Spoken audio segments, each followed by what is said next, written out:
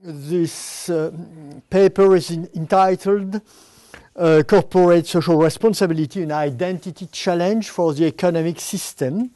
In the introduction, let me explain what we suggest to present under the words firm's identity. The corporate social responsibility arises in the ultimate from the uncertainty which weighs on the activity and even of the very existence of the firm. Uncertainty. This uncertainty is present, of course, in the neoclassical theory, as Professor Valentino explained us very clearly some minutes ago. The producer depends on demand, and therefore, what I should like to underline somewhat is that the firm differs from the other institutions which are immortal. The institutions never die, but the firm may die. Moreover, the firm's daily life is governed, ruled by innovation. Therefore, the corporate social responsibility should be defined by referring to this ontological availability of the firm. Two consequences arise. First, the firm is called to take account of all the aspects of the activities it carries out unless its profits be meaningless. And the second consequence, all the social tasks and activities in the modern society, which is ruled by innovation, should be trusted to bodies adhering or subject to the availability, which is a fundamental feature of our time. This availability may be attributed, the discovery of this fundamental availability may be attributed to Cournot. The firm is available because it is subdued to competition. Of course, we speak in the competitive framework. And historically, the firm and the competitive mechanism are two sides of the same mutation in the social practice and transformation in the social praxis, which was identified by Antoine-Augustin Cournot. First of all, the pricing mechanism as depicted by Cournot in the 1983 book about the makes this in evidence, and we propose a qualitative extension of this mechanistic process, which is extremely clear, as you know the word of Schumpeter, who say that Cournot invented the Marshallian law of the Marshallian supply and demand apparatus. The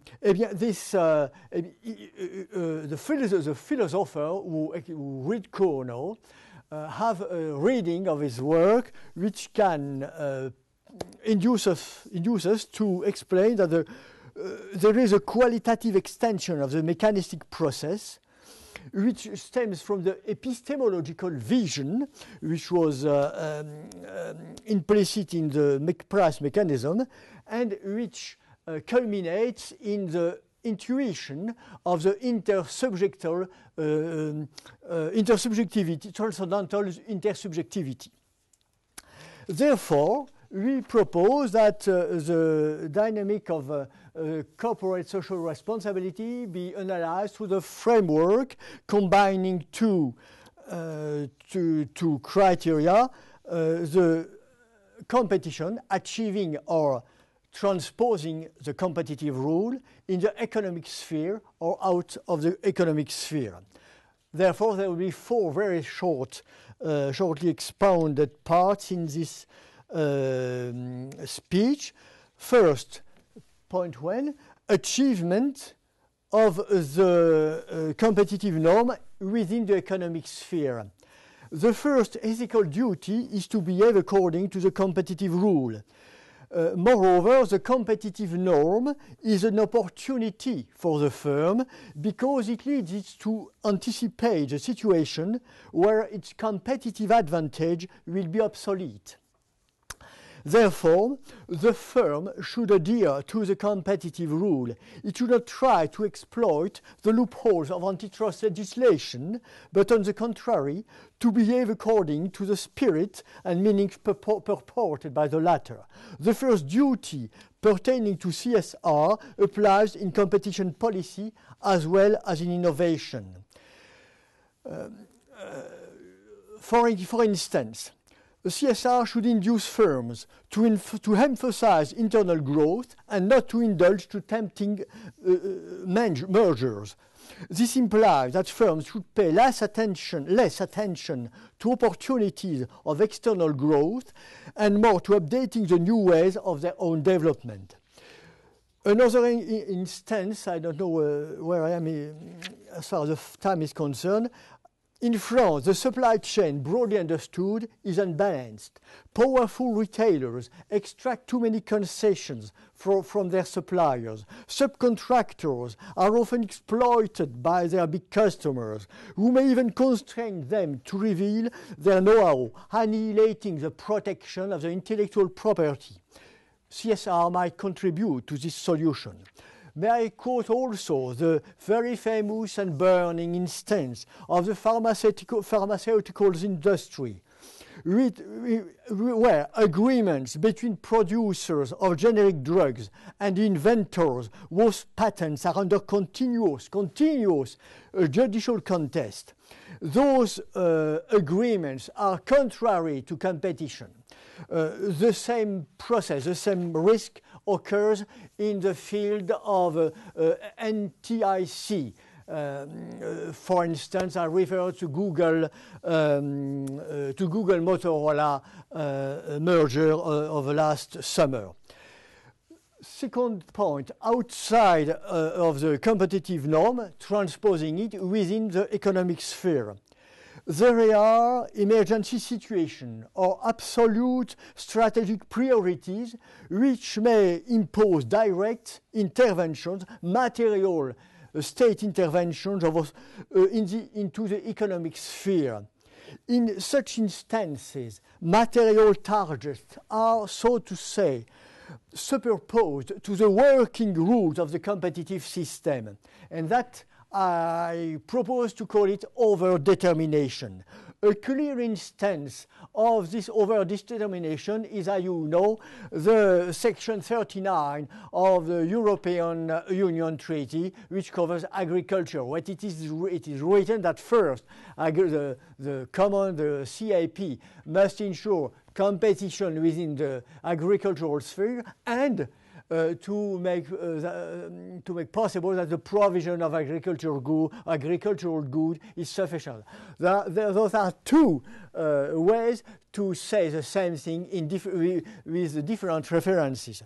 This over-determination, of course, is at the basis, at the foundation of the CSR problematics.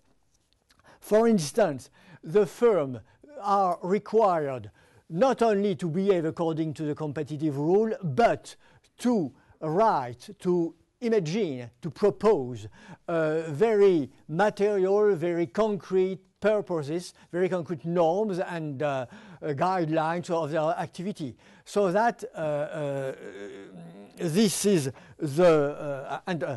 this special way of thinking and of acting is the real ultimate constraints which define CSR.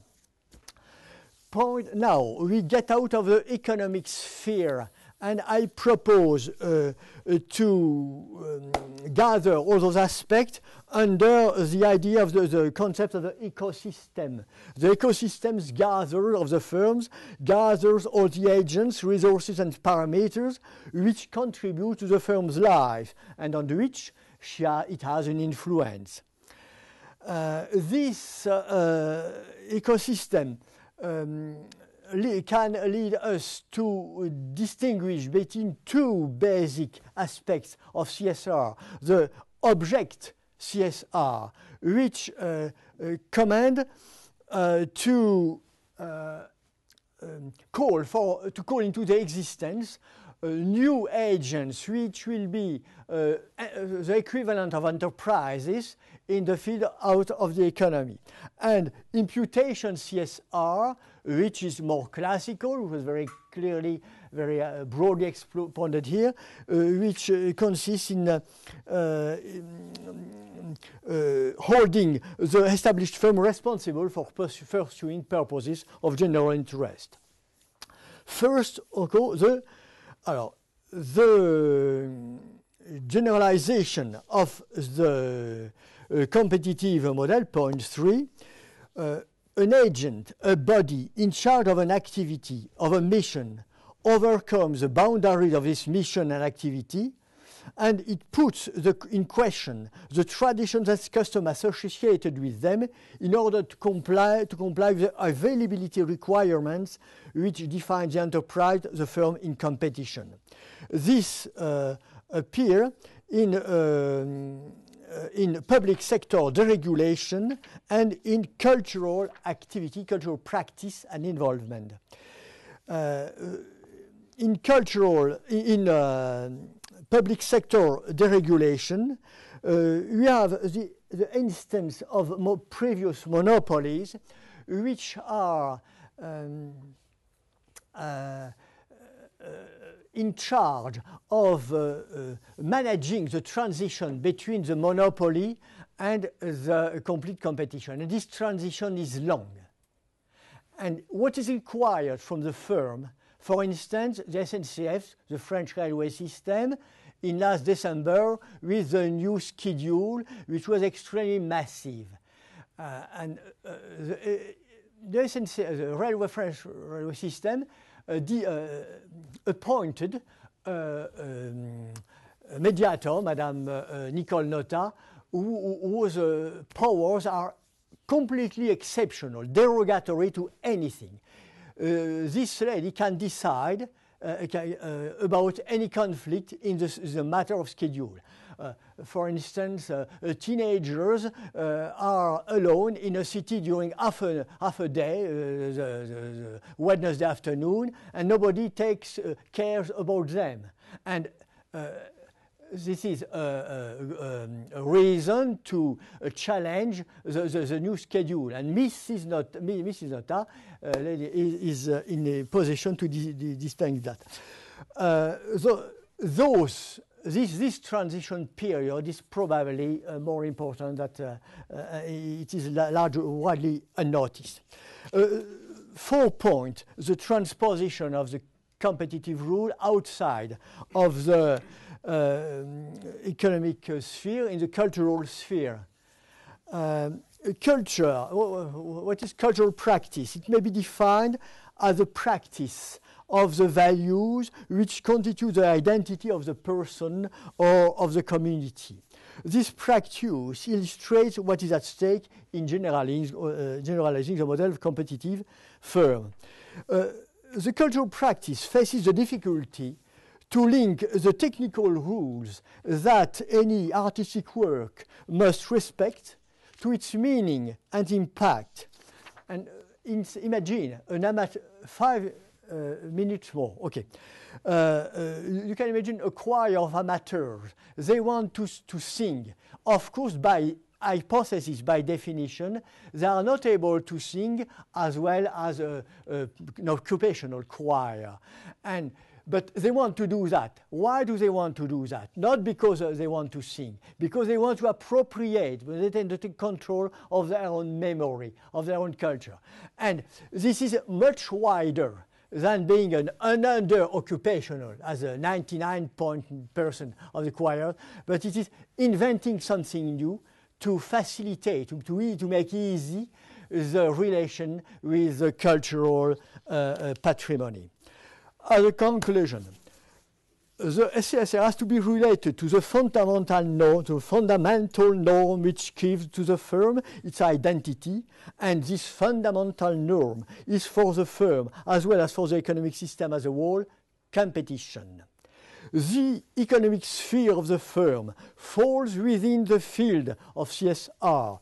Many harmful business behaviors take place at the border of antitrust, and that CSR appears complementary with the latter. The interpellation of the firm on behalf of the society cannot fail to arouse its reciprocal. If, when calls on the firm's willingness, when the authorities fail to impose what is right, it is because firms are indispensable agents which bear in themselves a unique aptitude, which was the basis and the unique idea of this paper, availability. Thank you very much.